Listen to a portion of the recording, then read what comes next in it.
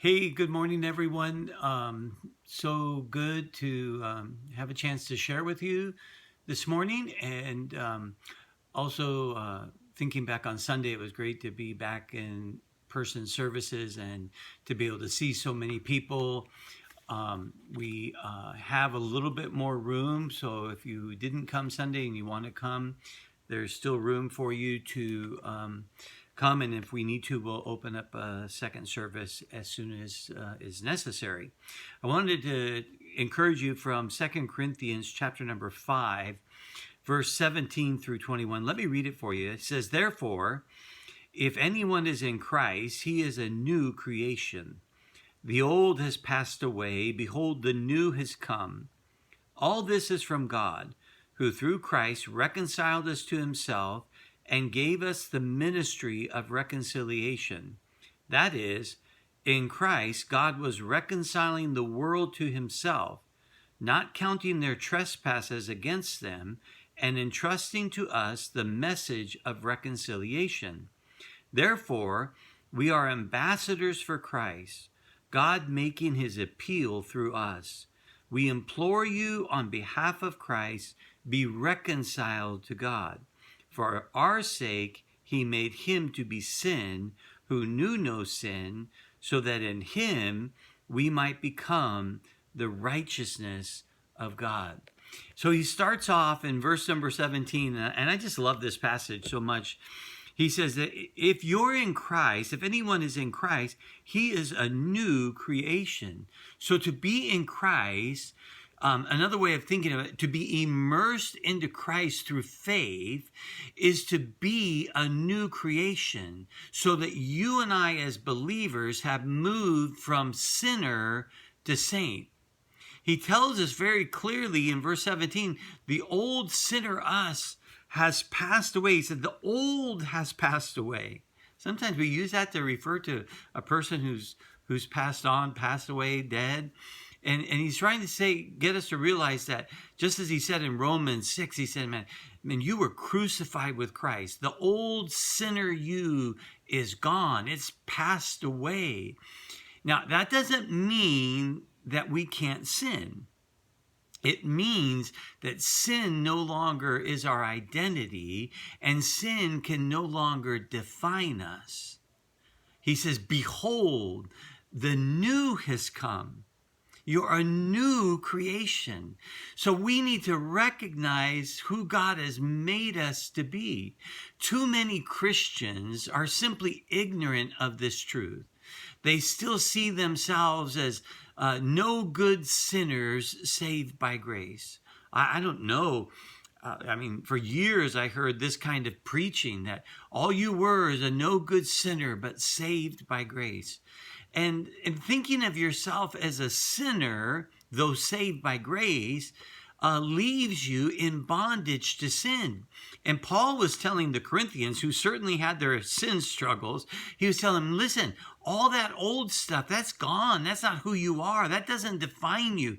You are a new creation. So begin to see yourself the way God sees you, that you are free from the power and the penalty of sin. Don't see yourself as a sinner. See yourself as a new creation, so much more than sinner, a new creation in Christ. And then in verse 18, he reminds us that all of this is from God. See, you're not the one that makes it happen. You aren't the one who changes your identity from sinner to saint. You don't become a saint by doing good things. There is no treadmill for you to perform on to gain some acceptance with God.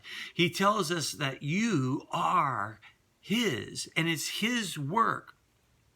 And the rest of that verse, he says, who through Christ reconciled us to himself and gave us the ministry of reconciliation. So you and I, reconciled through Christ, and every Christian has a ministry of reconciliation.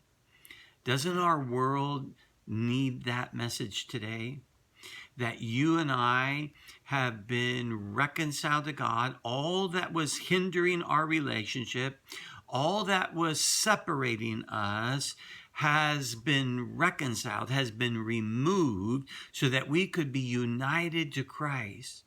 And so we are called to let people know that all that hindered us from being in relationship with God has been removed. Verse 19 goes on and he says, that is, in Christ, God was reconciling the world to himself, not counting their trespasses against them, and entrusting to us the message of reconciliation. So because of the cross, he's not giving people what they deserve. He's not counting your trespasses against you. If you're struggling or you get ill or you're having some financial problems or whatever may be going on, it's not God getting you because of your sin. He says, I'm not counting their trespasses against them. But he's given to us, he's entrusting to you and me to get the message out that he has worked and finished the work to reconcile the world to himself, to remove all of the barriers. And then in verse number 20, he says, therefore, we are ambassadors for Christ, God making his appeal through us. We implore you on behalf of Christ, be reconciled to God. So see what he's done here. He says, listen, you're an ambassador. And ambassadors don't serve their own will or go with their own message. They are representatives of a government, a king. And so he says, listen, friend, you in this world, whatever you do for a living, wherever you are his ambassador. You are his representative. And he makes his appeal through you. That's every believer. He says, then be reconciled. So God has done this beautiful work of reconciliation, and then he calls you to enter into what he's done, to receive by faith the ministry of reconciliation. So if you're out there and you hear this message and you don't know that you're in Christ, you've never put your trust in him, he's saying, listen, Jesus has done the work to receive you, to reconcile you, to forgive you, to make you whole, to make you a new creation. Receive that by faith. That's all there is. There's no work to do, no gift to be made. It's a gift to be received, reconciled, to receive his love and life. Then in verse 21, he says, for our sakes, he made him to be sin. That's Jesus, who knew no sin, Jesus, so that in him, Jesus, we might become the righteousness of God. That's you.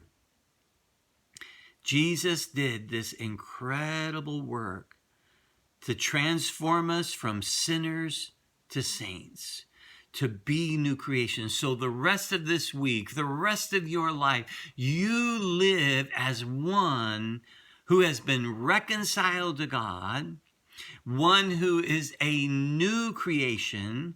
And then remember that your life has meaning and purpose because you are the one who Christ makes his appeal through to the rest of the world to be reconciled, to receive all that he has done. Hey, you have a wonderful day. God bless you. I love you. And if this message has blessed you, pass it on and let other people hear. God bless.